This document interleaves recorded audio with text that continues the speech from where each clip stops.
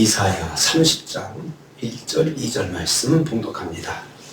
이사야 30장 1절 2절 말씀 같이 봉독합니다. 여호와께서 이르시되 패역한 자식들은 화 있을진저 그들이 개교를 베푸나 나로 말미암지 아니하고 명령을 맺으나 나의 영으로 말미암지 아니하고 죄에 죄를 더하도다. 그들이 바로의 세력 안에서 스스로 강하려 하며 애굽의 그들에 피하려 하여 애굽으로 내려갔을 때 나의 입에 묻지 아니하였도다. 아멘. 아멘. 오늘 말씀도 여호와께서 여호와보다는 애굽 열방을 의지하는 남유다를 책망하는 것을 내용으로 하고 있습니다. 1절 말씀 보면요, 여호와께서 유다를 정죄하시고 있습니다. 여호와께서 이르시되 패역한 자식들은 화 있을진저 라고 했습니다. 유다 백성들은 패역한 자들이라는 말씀입니다. 패역하다라고 하는 말은 완악하게 거역하다 또는 배반하다 이런 뜻입니다.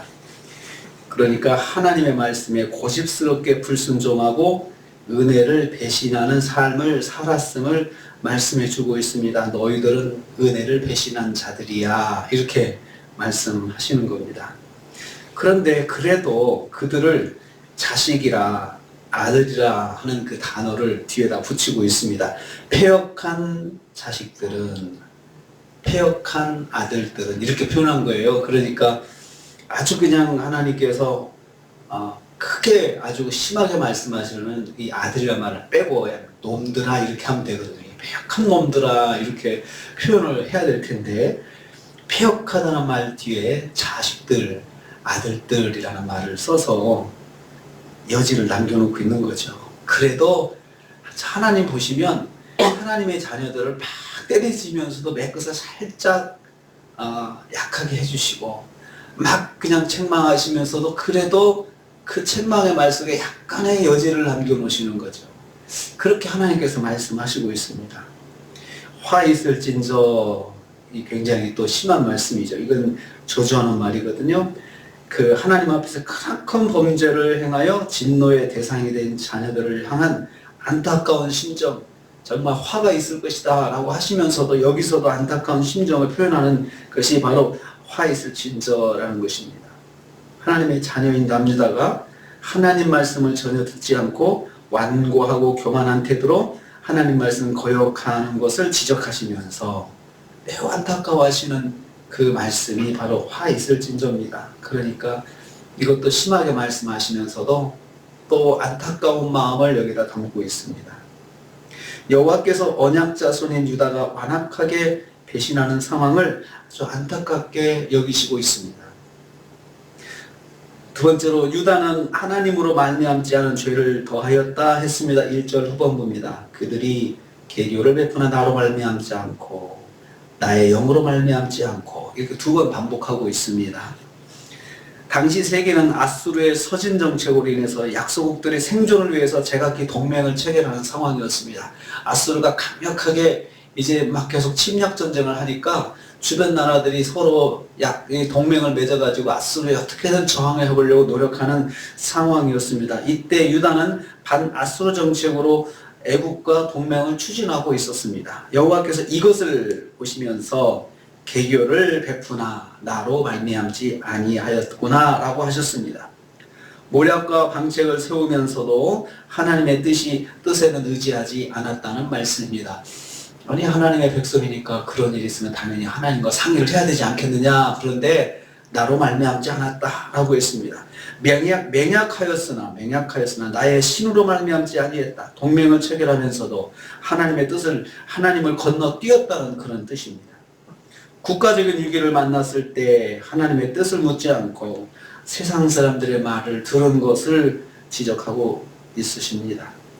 하나님의 백성이 하나님을 의지하지 않는 것, 이것이 뭡니까? 죄 중에 죄다. 죄에 죄를 더하도다. 이것을 하나님께서 죄라고 지적하셨습니다. 정죄하신 거죠. 너희들이 죄 중에 죄를 더하고 있어.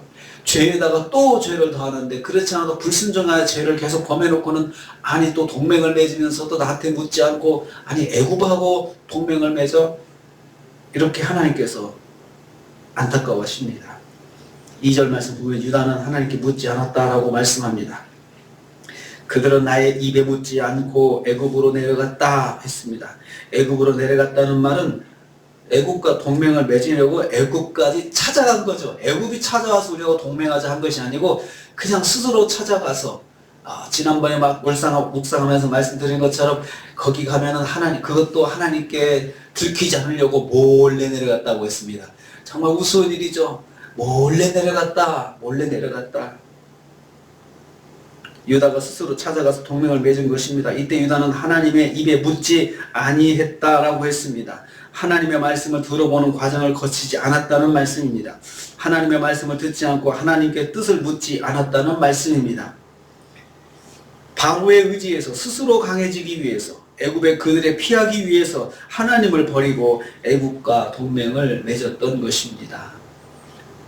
이 모든 말씀을 하시는 이 문장 속에서 하나님의 그 마음의 안타까움과 아쉬움과 섭섭함과 그리고 그 마음 속에 그 분노를 거기다 다 담고 있습니다. 하나님의 백성이 하나님을 버리고 세상을 의지하는 것, 이것은 죄 중에 죄요, 그리고 폐역이다 말씀하고 있습니다. 그러니까 어떻게 하라는 겁니까? 하나님께 물으라. 오늘 말씀은 결론은 그것입니다. 매사에 하나님께 물어봐야 된다. 하나님의 자녀는 매사에 하나님께 물어봐야 된다. 하나님의 뜻을 물어봐야 된다. 하나님의 입에 말씀을 들어봐야 된다. 하나님께서 뭐라고 말씀하시는지 물어보기를 원하시는 거죠. 내 자녀들아, 나한테 꼭 물어봐야지. 왜 나한테는 묻지도 않고 그렇게 애국으로 달려가가지고 그렇게 동맹을 맺었느냐, 이렇게 말씀합니다. 오늘 말씀 적용은 하나님께 묻자. 모든 일에 하나님께 묻자. 그래서 하나님께서 하나님의 자녀에게 바라시는 것입니다. 오늘 하루 생활하시면서 매사에 하나님께 물으시면서 생활하시는 하루가 되시기를 주님의 이름으로 축복합니다. 주님 감사합니다.